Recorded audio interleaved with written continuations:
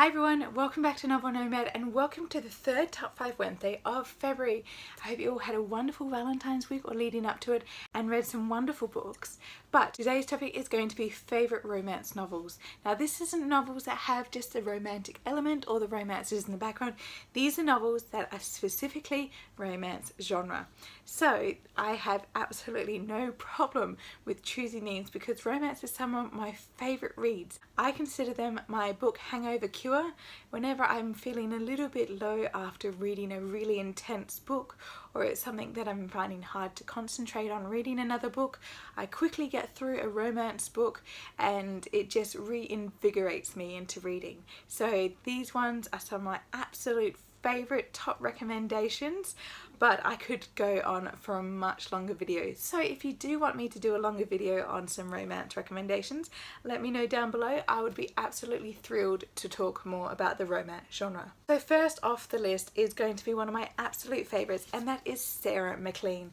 This is her first book, well, one of the first adult romances that she released, which is 9 Rules to Break When Romancing a Rake.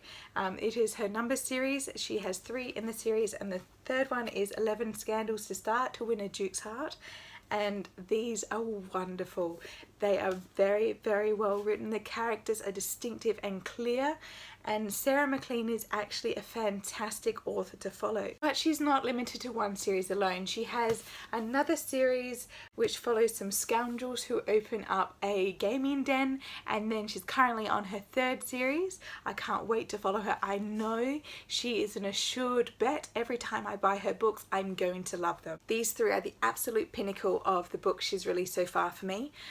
They all have really unique characters, really compelling romances, and they really challenge the romance conventions.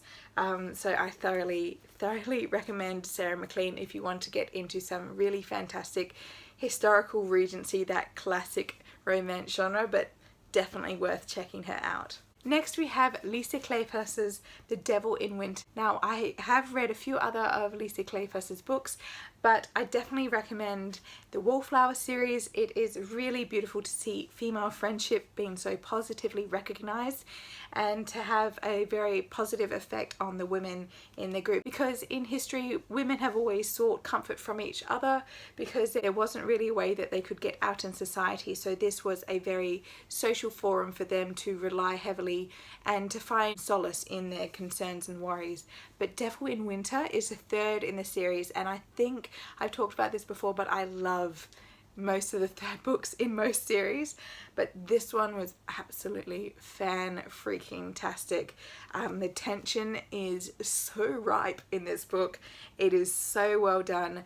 The main character Evie, she's quite shy and very reserved, very much hidden by her family in the first 2 books, but she definitely comes into her own. So it's great to see a character taking agency, power and strength for herself and for her own life and freedom to do something for people that she loves. So absolutely love it, and it does use the classic trope of reforming a rake.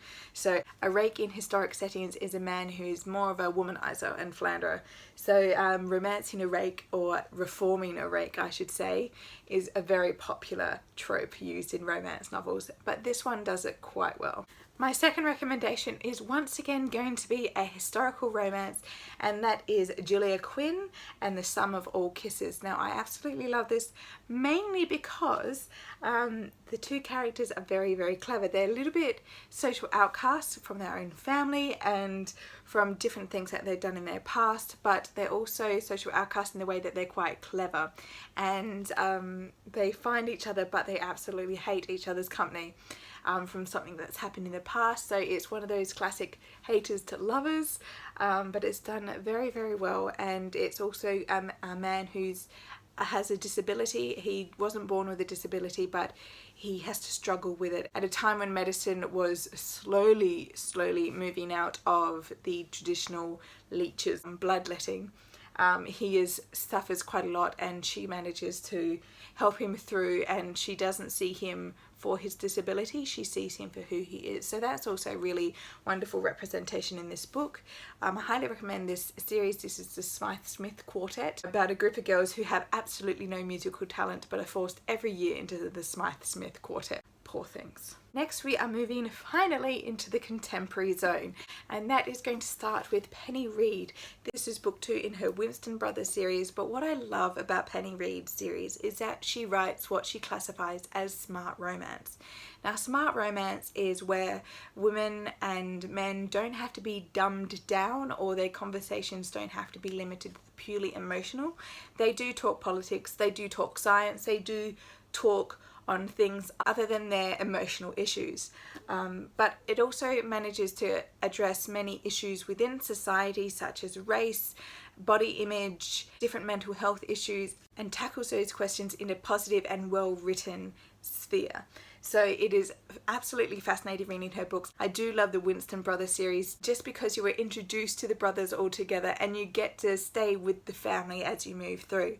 So not only do you just follow one couple and then hop, skip and a jump to another in the series, you actually get to follow where the family is at different times of the series. So definitely check out Penny Reid. You can get her books on ebook mainly or audiobook, but I had to get the physical copies of the Winston Brothers because they had the most adorable cross-stitch covers and I could not resist. Finally is one of my absolute favourite books of 2016, and then I made my book club read it in 2017 and it was one of their favourites, and all round it is one of my absolute favourite romances.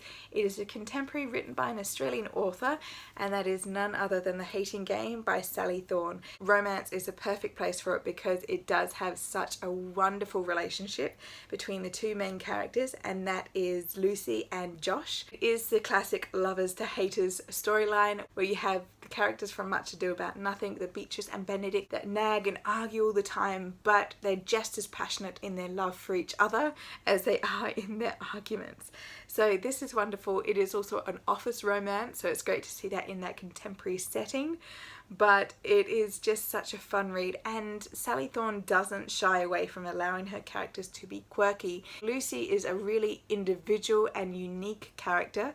She doesn't have to be the every girl, she doesn't have to be the it girl, she doesn't have to be like a vanilla character just to be liked or to be recognized by the readers. She is her own person, and I think that's part of my love of these books, is because all of the characters in a way have their own unique personality and are unique individuals. They don't have that kind of vanilla custard kind of idea where it can be recognized as anyone or anyone can assimilate into that character.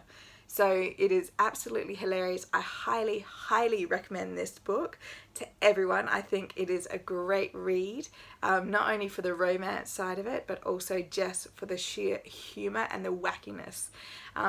Sally Thorne does actually have a Facebook group called the Flamethrowers, named after Lucy's very alluring lipstick. So definitely check that out if you are interested in joining up in a really fun fandom. Alright, that is another Top 5 Wednesday. I hope you're all enjoying and sharing the love. And if you do want any more romance recommendations, I have read fantasy romance, I have read urban romance, I have read male and male romance. I haven't read much female romance, but I can definitely check some more out. If you have any recommendations or you'd like some of different genres as well, let me know down below and I'll be very happy to share the love. So I'll see you next time. Bye!